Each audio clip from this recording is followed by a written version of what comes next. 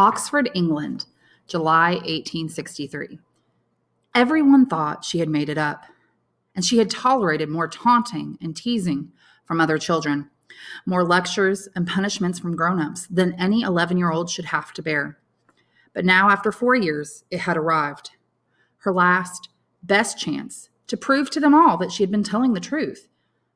A college scholar had thought enough of her history to write it up as a book. She sat on a blanket on the banks of the river Cherwell, the remains of a picnic lunch in a basket at the Reverend Charles Dodgson's elbow. She held the book in her hands. He had written and illustrated it himself, he said.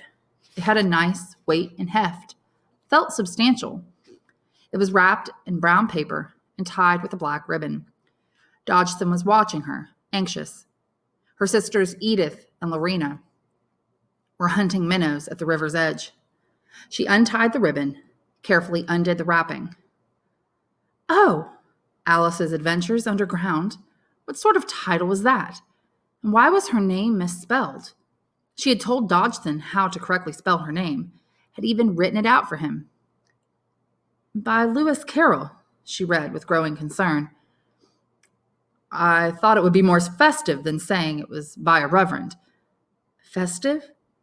She had told him little that was festive. Concern was fast turning to alarm, but she swallowed it. What mattered was that he had faithfully recorded her history in Wonderland as she remembered it. She opened the book and admired its rough-cut pages, the neatness of the handwriting. But the dedication took the form of a poem in which her name was again misspelled, and she didn't think the light-hearted rhyme scheme appropriate considering the material it was supposed to introduce. Her gaze caught on one of the stanzas. The dream child moving through a land of wonders wild and new, in a friendly chat with a bird or beast, and half believed it true. Dream child. And what did he mean by half believed? She turned to the first chapter and immediately felt as if her insides had been scooped out like the half grapefruits Dean Liddell ate for breakfast every morning, after which only raw, pulpy hollows remained. Down a rabbit hole.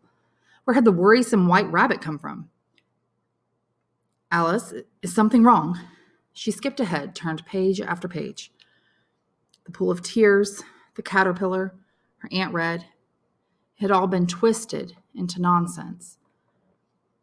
I admit that I took a few liberties with your story, Dodgson explained, to make it ours, as I said I would. Do you recognize the tutor fellow you once described to me? He's the White Rabbit character. I got the idea for him upon discovering that the letters of the tutor's name could be made to spell White Rabbit. Here, let me show you. Dodgson took a pencil and small notebook from the inside pocket of his coat, but she didn't want to look.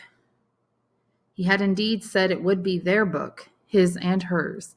She had found strength in that, strength to suffer the indignities that came from insisting on truths no one else believed. But what she held in her hands had nothing to do with her. You mean you did it on purpose? She asked. The grinning Cheshire cat, the mad tea party. He'd transformed all her memories of a world alive with hope and possibility and danger into make-believe, the foolish stuff of children. He was just another in a long line of unbelievers, and this stupid, nonsensical book was how he made fun of her. She had never felt more betrayed in her life. No one is ever going to believe me now, she screamed. You've ruined everything. You're the cruelest man I've ever met, Mr. Dodgson, and if you had believed a single word I told you, you'd know how very cruel that is. I never want to see you again. Never, never, never.